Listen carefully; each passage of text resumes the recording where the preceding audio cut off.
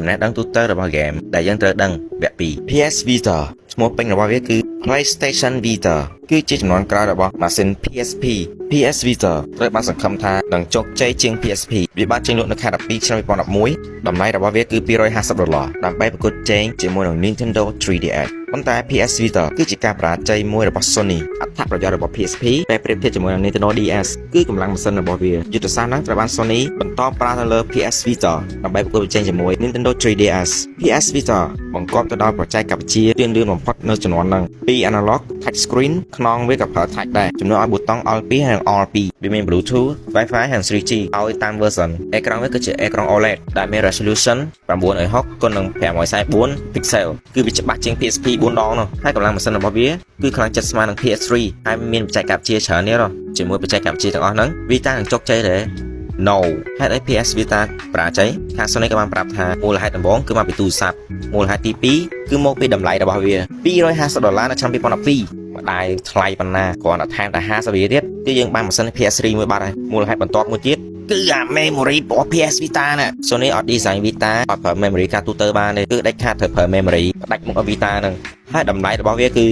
$100សម្រាប់ 32G អញ្ចឹងយើងមិនបាច់ទិញទេបានទេប្រកបណាស់អត់បានទេពីព្រោះឯ Vita memory ក្នុងវាតិចពេក down game មកលេងកើតទេអញ្ចឹងដាច់ខាត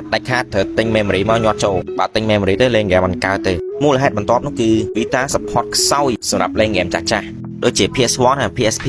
ខ្ញុំទទួលស្គាល់ឲ្យមាន game PS1 និង PSP បាន Sony ធ្វើឲ្យពី Vita មែនប៉ុន្តែខ្ញុំនិយាយពី backward លេង game ចាស់ៗរបស់វាគឺវាអន់មែនតែន4ឆ្នាំចាប់ពីថ្ងៃវាចេញលក់ហើយ game PS1 ខ្លះយើងត្រូវតែប្រើ skill សេរីចុចប៊ូតុងចេះចោលបានលេងបានអត់សូវឲ្យ game ផ្សេងថាទេតែ game មុខមាត់របស់ Sony ដូចជា Crash Bandicoot ហើយ Spyro ក៏គ្មាននៅលើ Vita ដែរប៉ុន្តែនៅលើ PS3 មានតែក៏ទៅ Sony ចង់ឲ្យរឿងមែនដែរមូលហេតុបន្ទាប់នោះគឺ game AAA មក game ផ្ដាច់មុខរបស់វាខ្ញុំទទួលស្គាល់ថា Vita មាន game ផ្ដាច់មុខល្អលេងដែរដូចជា Uncharted Golden Abyss Wipeout 2038 Soul Sacrifice និង Gravity Rush ហ្នឹងតែប៉ុណ្្នឹងអស់ game ផ្សេងៗដែលអាចលេងនៅលើ Vita បានគឺគ្រាន់តែ collection HD version ឡាក់ដូច God of War Metal Gear Solid អីហ្នឹងអត់មានលើ Vita ទេមានលើ Vita សម្រាប់ HD ហើយ collection ហ្នឹងតែប៉ុណ្្នឹងមូលហេតុបន្ទាប់នោះគឺ Sony រឹងក្បាលពេក 3DS តែគូប្រកួតប្រជែងរបស់ Vita គឺវាវេទនាជាង Vita ទៅទៀតនោះប៉ុន្តែបដូរពីទម្លាក់កំហុសដូច Sony Nintendo ចាប់ដើមចុះតម្លៃ 3DS វិនិយោគទុនធ្វើ game ល្អលេងតែគ្មានម៉ាស៊ីនណាអាចលេងបានឧទាហរណ៍ដូចជា Mario